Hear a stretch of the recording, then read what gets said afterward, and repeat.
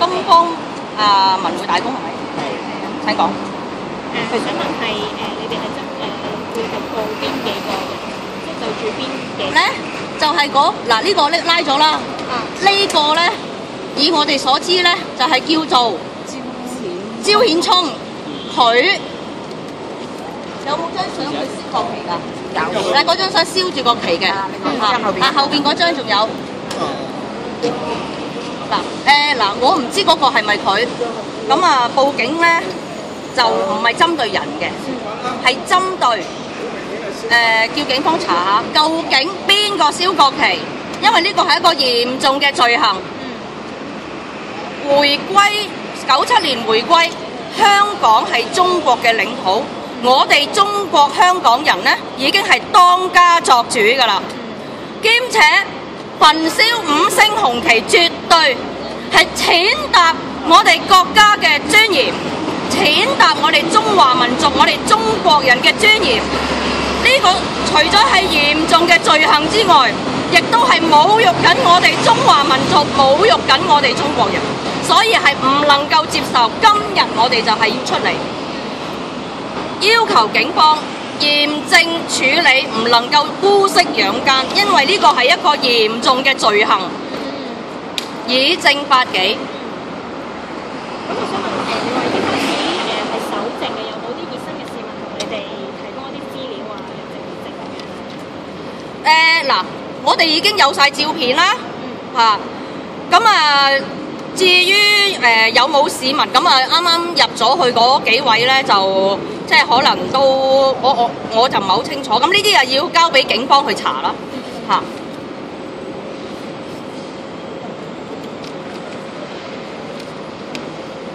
你哋點睇？你哋當有個即係你哋嗰日遊行示威嗰陣時有個都打人係咪啊？即係撈嗰個打人我撈記者俾遊行人士打係咪啊？拉咗啦，警察已經拉咗佢啦。點睇嗱？有一樣嘢咧，我依家公開發表一個聲明，就係當時嗰一刻咧，我係唔知道發生咩事，但我而家了解咗咧，咁我就代表我哋愛港力，因為我始終呢個遊行係我哋愛港力為主辦㗎嘛。咁市民佢有啲咁衝動、咁唔理智嘅行為呢，雖然係佢個別嘅個人行為，但係以我哋主辦單位，我哋係深切去慰問呢一位記者，同埋深表遺憾咁其實我哋都已經咧用公關部係 send 咗一封慰問信咧俾撈嘅，咁佢亦都回覆咗我㗎啦。佢就話收到我哋嘅慰問信，咁多謝晒我哋咁樣咯。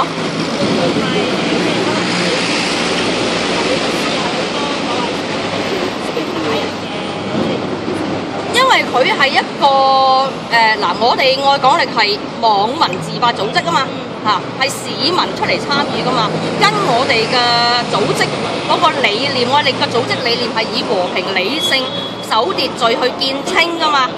咁你個人市民，你咁大個人，你做出一啲咁唔理智嘅行為，咁當然係要你自己去負責啦，係咪？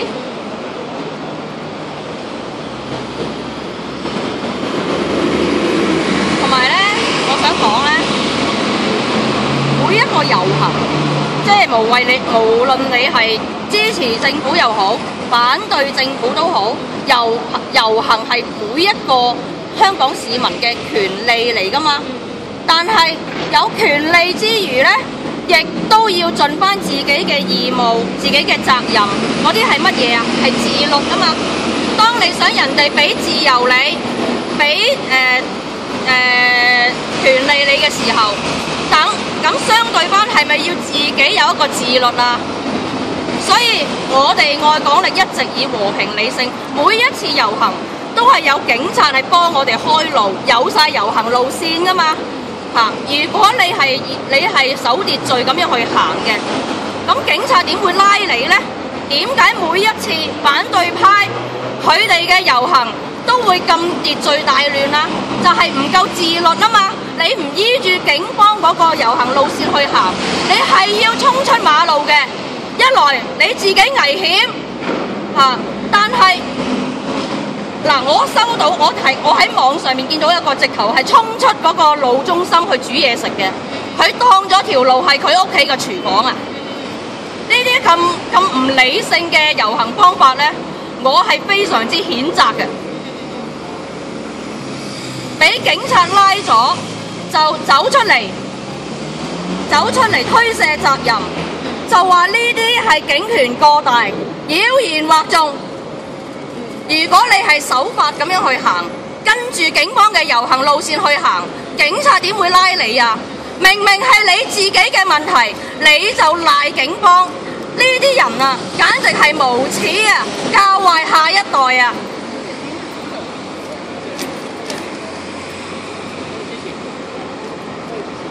長毛佢就即係佢俾警察拘捕啦，佢話即係一個人又點樣可以出嚟非法集會咧？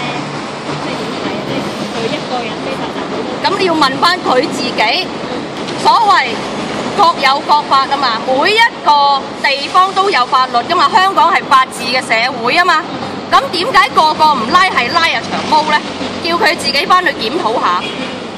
我遊行咗咁多次，發起遊行咁多次，我又唔見我俾人拉，點解個個唔拉，係拉佢長毛一個咧？叫佢自己翻屋企檢討下啦。你哋嗰日直播都睇到有線直播都好犀利啊！都睇到現場。講一講今日有市民支持我哋嘅，都一陸續嚟緊嘅，頭先係喺度即係搞得好惡劣，啲環境根本都唔理性啊！其實都係有個對比嘅，大家都。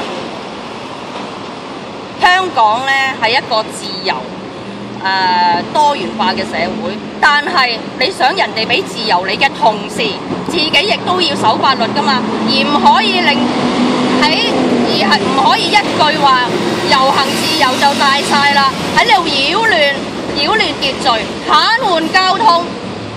當然，琴日我都知道咧，嗰個咩的士會都出嚟譴責啦。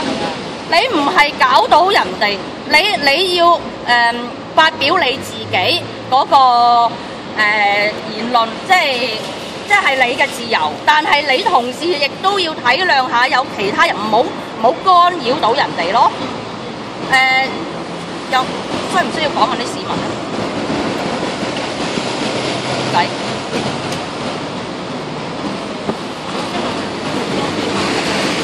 係啦，冇錯，就係呢個。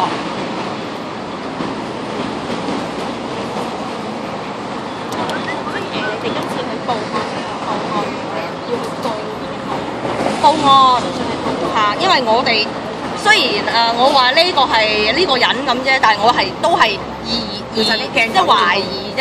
咁呢樣嘢當然係交俾警方去查啦。嚇！即係大家嗰個大眾鏡頭啊，我哋睇新聞咧，有時咧都影得好清楚。呢個燒國旗咧，係會令到中國人極之憤怒。因為唔係第一次㗎啦。